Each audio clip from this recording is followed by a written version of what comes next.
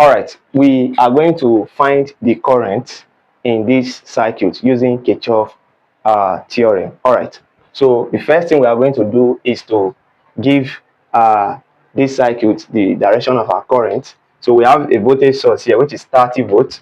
So we can have our current I1 here. Can have current I1, right? So here we can have current I2. And here we can have current I3, but if we have I3 here, since I1 is flowing in here and I2 is flowing out here, so I3 is going to be I1 minus I2. So here is going to be I1 minus I2. So I1 minus I2 will be flowing through this part. All right. So now the next thing we are going to do is to apply our direction. So I'm going to draw our direction. We are going to take a clockwise direction. So we have apply our direction in loop 1 and what in loop 2. All right, so we are going to apply KVL to loop 1 now. So apply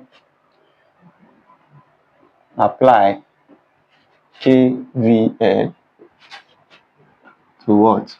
To loop 1. That is to loop 1. All right. So and don't forget that we are moving from negative to positive here. So we are going to have 30 volts, right? So we are going to have 30 volts.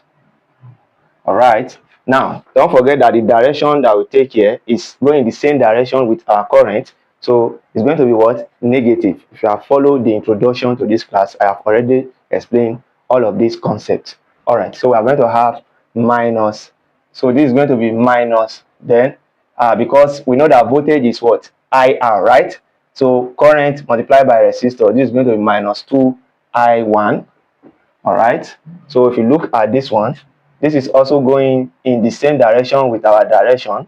So it's going to be minus 5I2. Everything will be equals to what? 0. All right. So we can therefore say that 30 will be equals to 2I1 plus 5I2. So this is going to be equation number 1. All right. So we are going to apply KVL to loop 2. Apply KVL to loop 2. All right, so to loop 2, you are going to see that the direction here is against this direction of current here. So this is going to be positive. So it's going to be 5I2, and it's going in the same direction with what the direction of current flowing here. So before that, we are moving from negative to positive. So this is going to be plus 10 volts, that is plus 10, then minus what? Minus. Why minus? Because it is in the same direction, right? All right, so this is going to be minus 3 into what? I1 minus I2. Everything equals to what? So we are going to have 5I2 plus 10. Then if we open this bracket, we are going to have minus 3I1 plus 3I2, which will be equals to what? 0. All right. So 5I2 plus 3 plus 3I2, that is going to be what? 8I2. So we are going to have 10 minus 3I1 plus 8I2, which will be equals to what? 0. Right? All right. So if we keep 10 here, we can therefore say this is going to be equals to 3I1 minus 8I2, then equation number 2. All right, so we can therefore solve equation 1 and equation 2 simultaneously. So let's write equation 1 first. So equation 1 says 30 equals to 2I1 plus 5I2. All right, and 10 equals to what? 10 equals to 3I1 minus 8I2, equation number 2. All right. Now, so for us to solve this equation, we can use elimination method. All right. So let's multiply equation 1 by 8 and equation 2 by 5. All right. So equation number 1. All right, so if we multiply this by 8, we are going to multiply this by 5. All right, so 8 multiplied by 30 is going to give us what? 240. So we are going to have this to be 240, which will be equals to 8 multiplied by 2. That is going to give us 16I1. And 8 multiplied by 5, 40I2. All right. So, and let's go for equation 2 now.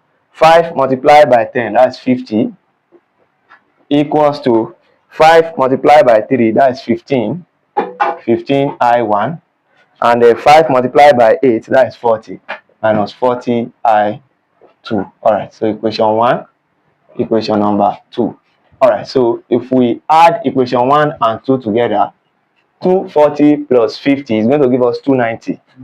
So we're going to have 290 equals to 16 plus 15. That's going to give us 31. So we're going to have this to be 31I1. This plus this we cancel out. So for us to get I1, we divide both sides by 31. So 31. So this will go with this. So I1 will be equals to 290 divided by 31. 290 divided by 31 is what? 9.35. 9.35 ampere. So we have gotten the value of I1. All right. So let's solve for I2. So for us to solve for I2, we are going to use equation number 2. All right. Or let's find if we can see any equation there. Which equation can we use? Which of the equation? We're going to use equation 1. We can use any of the equation. So 240 will be equals to 16I1. I1 is 9.35, then plus 40I2. All right. So we are going to have 240 to be equals to 16.9.35. 149.6. 149.6 plus 40I2. All right. So we are going to subtract this from 240. 240 minus 149.6 equals to 40I2. So by the time we subtract 149.6 from 240, 90.4. 90.4 equals to 40I2. So if we divide both sides by 40, so I2 will be equals to what? This will go with 2.26. 2.26 ampere. All right. So we have gotten the value of I1. I have gotten the value of I2. So the calculation, the question just says we should find the value of the current in this circuit. So which is I1 and I2. And peradventure you are asked to find the value of current across 2 ohms. It's going to be what? I1. The value of current across 5 ohms is going to be what? I2. The value of current across 3 ohms is going to be I1 minus what?